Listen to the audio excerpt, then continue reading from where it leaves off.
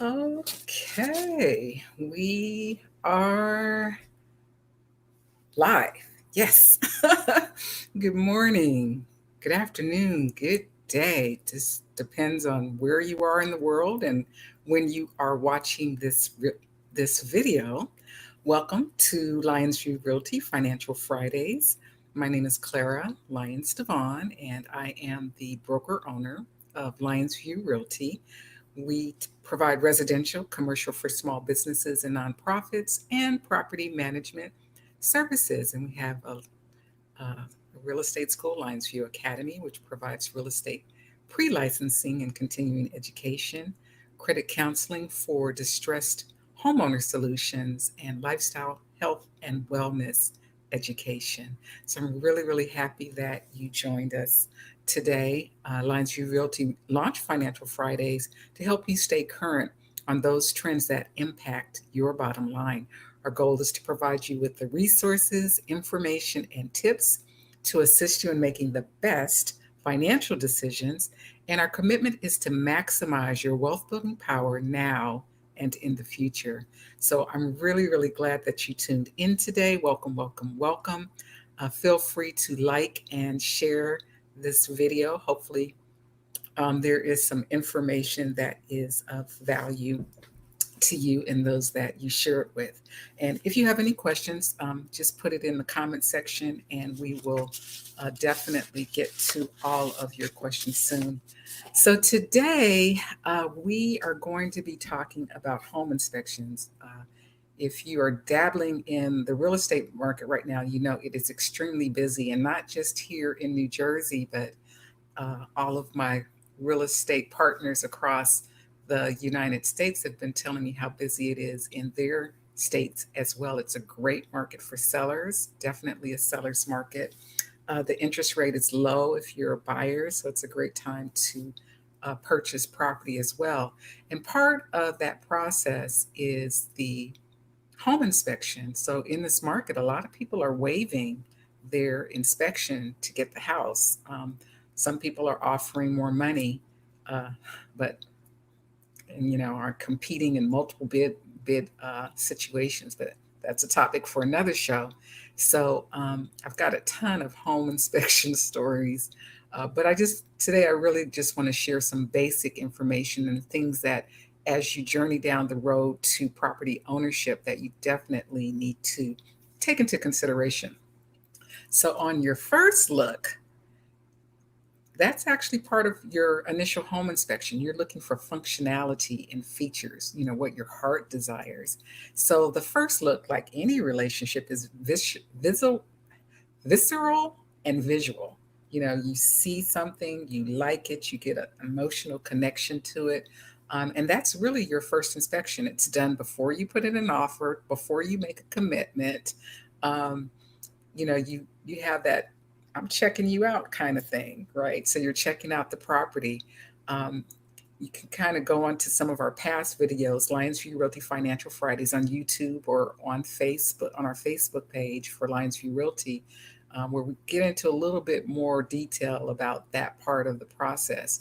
But in that first look, you're really looking for functionality. Does it meet your family's or your investment goals, right? Um, does it match your style, right? Is it a ranch or is it colonial? Tall, short, the type of house that it is. Um, does it have the features that you want? Does it have hardwood floors or carpet? Does it have the kitchen and the open floor plan that you look for? Does it have a yard for your dog, or for your family to play, or for you to sit back? Does it have a deck? Does it have a basement? Is it in the neighborhood that you like? How far close is it from your school or from work or for family members that need to provide childcare? How far close is it to amenities like your gym? If you have doctor's appointments and you need to go to a hospital, your hospital or your place of worship, your church. Um, and in this first look, you really want to take time to jot down questions, of obvious things that need future attention, or further inspection. So as you're walking through the house and you notice things, just take a note of those things. But the key point in that first look is that One, you will have time later once you get under contract to fully inspect the property. So that first look is not the time to, get into the details of the property. There will be time for that once you get under contract, but you are checking it out to make sure that it checks those boxes for those initial things that are important to you, those functional things, those feature items, those things that make your heart go pitter patter, that it meets all of those needs. Then you get to the second look. And the second look is kind of like, what is this for? You're walking through the house and you notice certain things. What's that red switch at the top of the basement stairs? What is that for? Or as you're going into the attic, that attic fan switch, what is that for? That contraption or that contraption. What's this hole in the floor? This is the time in that second look. If you have questions that you want to ask the homeowner, things about instructions on how to use things, if there are warranties for the appliances, are there instructions on how to use the sprinkler system, if it has solar, how does all of that work, all those little gadgets in the house. In that second look, you're kind of noticing those special items. Maybe it looks like there was an add-on to the house, so you want to ask for permits or certificates for the roof if it looks like the roof has been redone, um, in the last couple of years. So you kind of just want to make a list on that second list of things that you might want to ask the homeowner or things that you may want to ask the inspector. But the key thing on the second look is to ask questions and to write down all the questions that you might have in that second look. The third look, and this is the one that's really important. So you're looking for things that are broken or in disrepair. You're looking for imperfections. So you've had the introduction to the house or to the property. You've kind of checked it out, looked, oh, okay, these are things that are added features. I kind of want to know what they're for and what they're about. Now you're saying, okay, well, there's some things that are broken. In that third look, you really want to look at everything. Start at the front door, look up at the ceiling, look at the walls, look at the floor, pull up the carpet, pull up the rugs, look underneath the rugs. You want to check out the property. You really want to check out the property. So now we're in real relationship now, right? With the house, with the property. So you really want to check it out. Are there any broken windows? Is there any broken glass? Um, how do the basic things that you use every day or that you're going to use every day in this property, how do they work? You want to turn on every single faucet in that house, run the water. You want to flush the toilet. You want to run the air conditioner system or the heating system. And when you're doing this, be mindful of the weather because temperature affects these systems and certain things you can't test under certain or above certain temperatures. So have your inspector check that out for you if you're not knowledgeable in that area. Run the dishwasher, have your home inspector check it.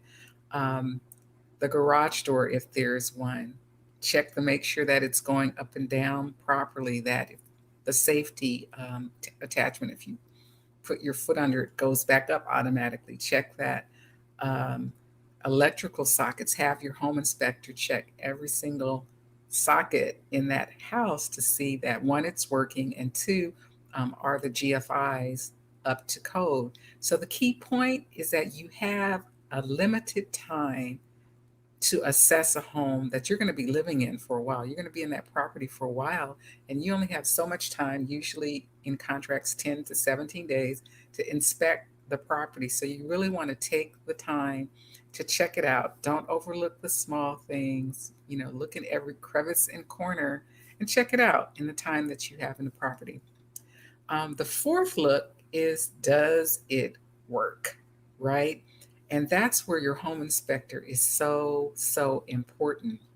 They're trained to check most things, but there might be some things that require a specialist. So you've already provided your home inspector with certain questions that you had that you said, oh, I noticed this or I noticed that. Can you make sure you check this for me to make sure that it's working properly. So you can get that question, your questions answered. Or you may want to know how something works. So you would have your agent ask the homeowner those questions on your behalf. So that home inspector, their responsibility is to get your questions answered and to check out that home before, during, and after the inspection.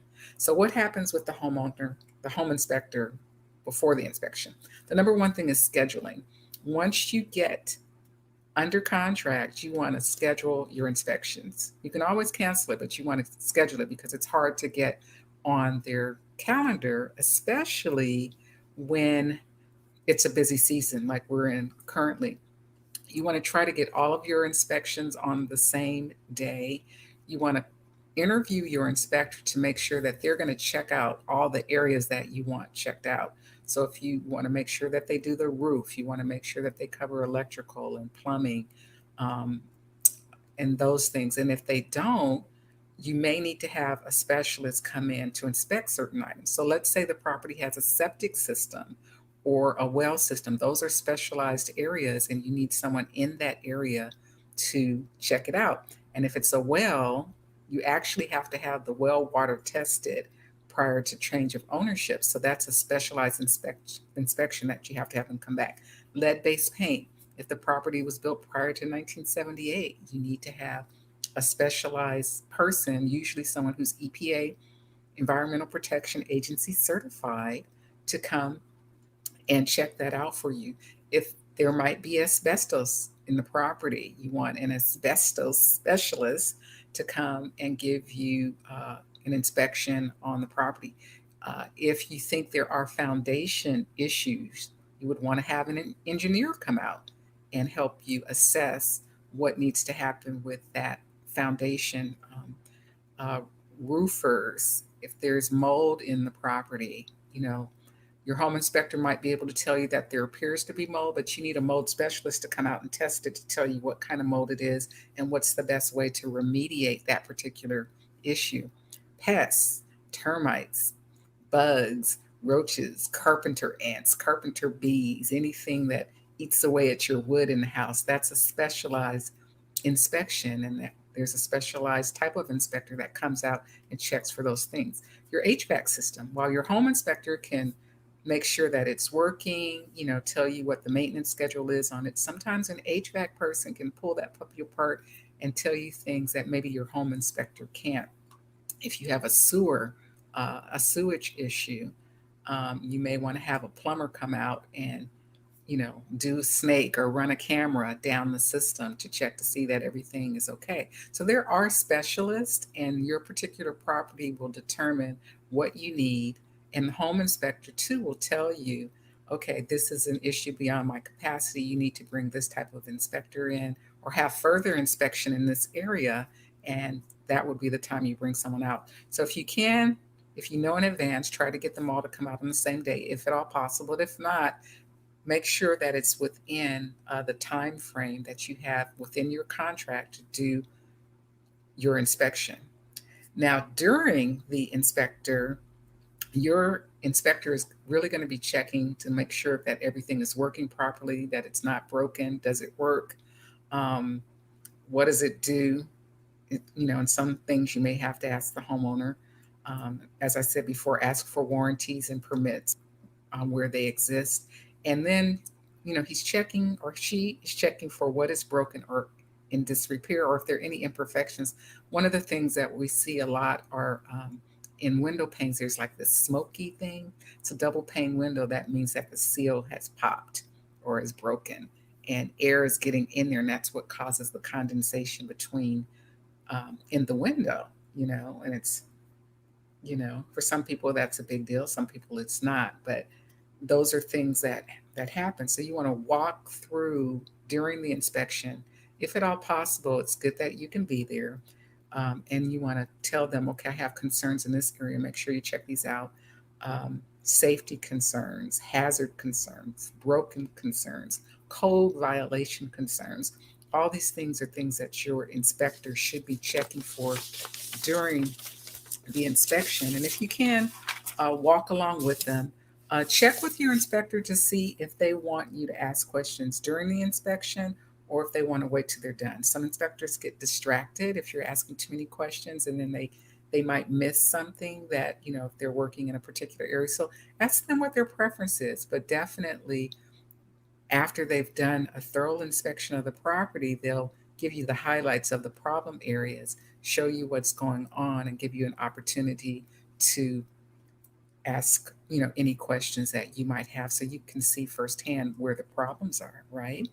And then after the inspection is completed, you want to ask the inspector or the homeowner through the agent any questions based on what came out of the inspection. So that will be in your inspection report. Depending on the inspector, you'll get that, or how busy it is, you'll get that inspection report back in like 48 days to, max a week. That's usually enough time for them to download all of the pictures, get the report written up, and get it back to you. Some inspectors include cost estimates, most do not. So, based on the information that you get from the home inspection report, you want to get an estimate on what it's going to cost to fix those items. Why do you want to do that? Well, you want to do it because um, when you're going back to the seller, you want to say, okay, this is the value of the things that need to be repaired. Maybe you can negotiate taking that off of the price, or you may want the homeowner to fix certain items. So you need to know how much those items cost, and you need to know what it would take to get those things repaired or fixed. Just to note, all of these things need to be done in the time frame of the contract. I'll say that again. All these things need to be done in the time frame of the contract. So if you have 10 days to do your inspections, the initial inspection, the special inspections, say for the termite, radon, lead-based paint, all of those things need to be done in that time frame. Having someone to come out and give you an estimate, all has to be done in the time frame of the contract. So that's very, very important. Also, it's important to note is to put all of your requests for repairs in writing. Yes, put it in writing. Give that to your real estate agent, and then they will share that information with the seller's agent. You may get some, you may get none, or you may get all of the things that you request addressed. But those things that do get addressed, that you both agree that will get done prior to settlement, be clear about who you want to do the work. So if it's okay for the owner to do, to correct the issue, you need to say that. If you want it to be a licensed person to correct the issue, you need to say that. If you have skill and expertise and you want to do it, and maybe you just want a credit for the cost of it, so you can use that money towards the work that you're going to do. Especially if the property is like as is property or REO, you need to know how much those repairs cost. You might want to negotiate that in price if they're big ticket items. So you as the buyer can do some of the repairs, and so you can get back that value as a credit at closing or settlement. You can get it back as a payment in escrow to a vendor. So let's say a vendor has to come out and they agree to accept payment at closing. You can get it back that way. But whatever the agreements are, get those final agreements in writing, preferably make an addendum to the contract and have both parties sign the final things that are agreed to. And you'll use these final agreements during your walkthrough. You want to just make sure that those things were done. Recommend, if there are a lot of things on your list, to do that walkthrough at least a week before settlement. Does a couple of things. One is something is not quite done to standards, it gives you at least a week to get them done. And two, if there's some things that are going to affect your settlement, you need that 3 to 5 days to let the lender know, oh, now there's another credit that needs to be added in, because they have to do the paperwork associated with those financial changes. So you need to allow time to do that. So if there's a lot, don't wait till the day before or the day of settlement to check it out. You know, at least do that walkthrough a week before if you have a lot of repairs that you both agreed are going to be fixed prior to settlement. So the key point: Be sure to get your agreements in writing so there's no confusion about what is being done and who is doing what. But the home inspection is really an opportunity for you to check that thing out, right? You know you like it. You know it looks good. Now you want to make sure everything works, everything is in good working condition, that nothing is broken, and be able to negotiate changes with the property owner prior to settlement. And those changes can either be financial money changes or they can be actually getting the repairs done. So that's it about home inspection. So if you have any comments or questions, you can put those in the comments section, or you can go back and watch the other videos on YouTube about the overall process. But those are kind of some key things that you should consider to take into consideration. So I just want to thank you for watching today. Uh, we're really here as a resource to you at Lyonsview Realty. And whether you're watching us live or you're watching the replay, remember to like, share, and subscribe to our channel. You can post your questions, your thoughts, or if you have a suggestion for a topic that you would like for us to do, you can post that in the comment section as well. If you want to reach out to the team here at Lyonsview Realty, you can reach us at 856 209 0905. And we would love to assist you with your next real estate transaction.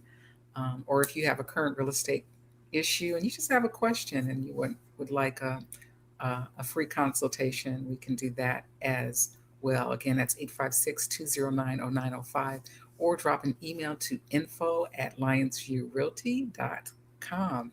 So I want to thank you again for watching today. Financial Fridays is here to provide you with the resources, the information, and tips and trends that impact your bottom line. So I hope you receive something of value today.